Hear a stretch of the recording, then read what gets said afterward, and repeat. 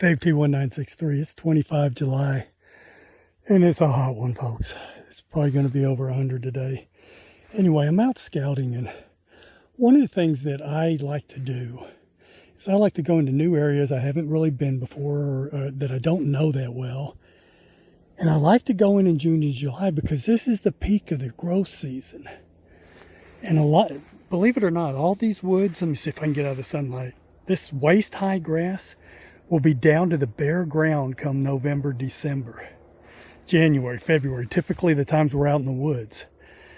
But if you come out here in June and July, what you're going to find is you will be able to identify the primary trails a lot easier where deer like to travel through these areas because they mat it down, and it gets to be habitual. They use it all summer long, so that during the early fall especially, or when bucks are out cruising for does, they're going to be hitting these primary trails.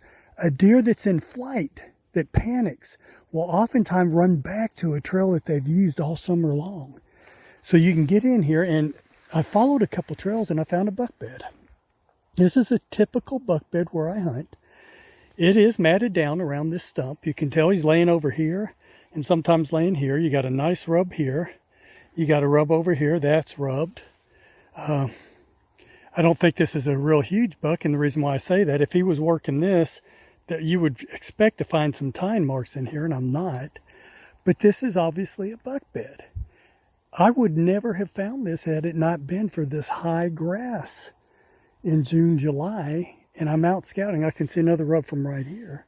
So now I know that during hard horns, could be early, could be late in the hunting season, but at least when they're hard horned, this is an area that a buck likes to bed. I can see why. This is going to be an opening, and as the season progresses, this grass will fall down, and he's going to have good visibility in here. There's so much fallen timber. Another thing we have in the south is our trees, our little cottonwoods, and I'm trying to think, the elm trees grow really quickly out here, and they're always constantly dying. So we always have dead timber that snaps and crackles and pops every time you walk on it. So these areas are a place where a buck will like to lie because he can hear people walking through the woods. Another thing is the hogs. I can see he's bedded here a couple times too. He's bedded around here several times. And this is not during hunting season that he's bedded here. The rubs were, but the beds are matted down on growth. I mean, this is tall growth where he's bedded down. So this has been at probably April, May, June, maybe even into July that this buck is using this bed. And during hunting season. So what does that tell you? This is in his core area. This is not a bed where he's out cruising looking for does and all that kind of crap, because if it was, he wouldn't be bedding here during the summertime. This is a buck's core area where he'll come back to repeatedly throughout the year. Good find here. Definitely going to pay attention. And once again, I primarily hunt.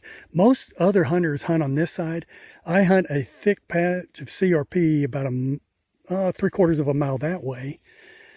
And then further over, there's some wheat fields where a lot of people hunt. So I set up over there. I'm scouting this in June and July because I don't care if I booger the deer here. I don't care if I leave my scent, because I want them to get used to hunting that overlooked area that I hunt. Anyway, this is a good thing. I might drop a camera in here somewhere to kind of see what's in this area. I don't think this is a very big buck, though. I think this is probably a 2.5, maybe 3.5 year old. Anyway, good find.